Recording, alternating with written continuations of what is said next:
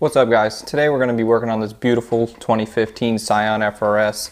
We're going to be doing an install of the iconic Rocket Bunny kit on here. We're going to just be doing the fender sections, so just the four corners of the car. You get the idea. We're not going to be doing the front bumpers or the wing or the side skirts or some of the other stuff that's associated with the full Rocket Bunny kit. I'm going to get them perfect and get them exactly where I want them before they go to paint, so they're going to be 100% installed before they get any paint on them. That way I'm not having to work with any fresh paint, I'm not having to cut into fresh paint, and they're going to be ready to go. That process takes a little longer, but that's the way that I like to do it to make sure that it's done right.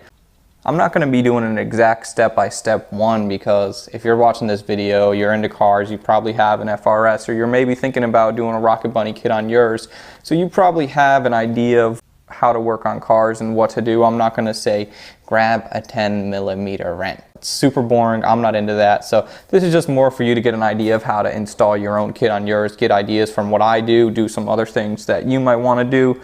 One thing that I do that I don't see a lot of people do is I'm going to be using riv nuts. You drill out a hole in the car and then you put it's basically like a rivet, but it's threaded on the inside, and then you can put a bolt into it.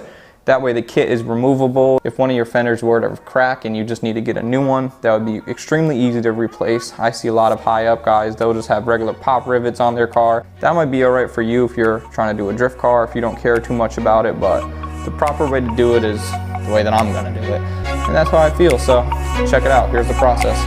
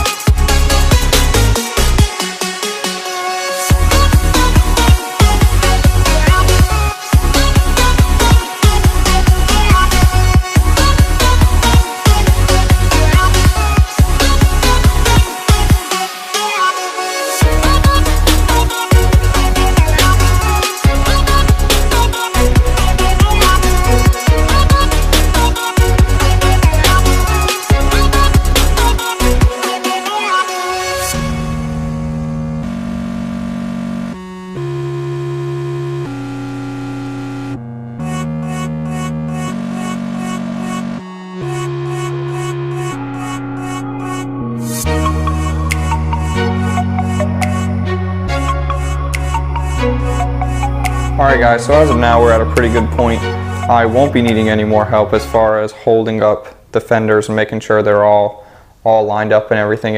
I don't know how I'd be able to do it if I didn't have an extra set of hands to just be able to hold it together. I had my dad help me.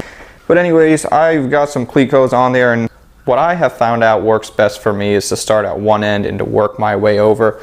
That way nothing's buckling it up, it can push it down as it goes. So at this point of the build, I got everything cut out and all the holes drilled, and it was all Clecoed up together how I was happy with them, how I liked them. I'm still going to clean it up a little more before the final install.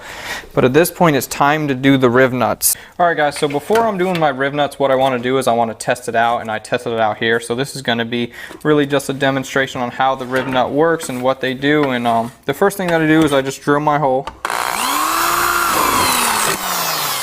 And it's really important to make sure that the hole is just a little bit bigger than the riv nut itself. If it's too small, it obviously won't fit.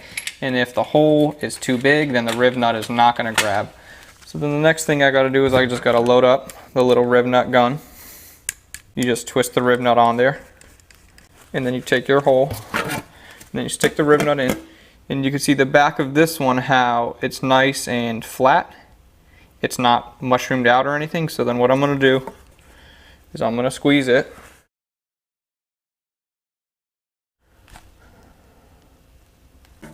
So once I squeeze that, then now I'm going to unscrew the rivet gun itself. And here we go. See how it's nice and mushroomed out? That's never going to go anywhere. And that's what's going to be on the body of the vehicle. That's what's going to hold the actual fender flares to the vehicle. So now you can just thread a bolt right into there and you're good to go.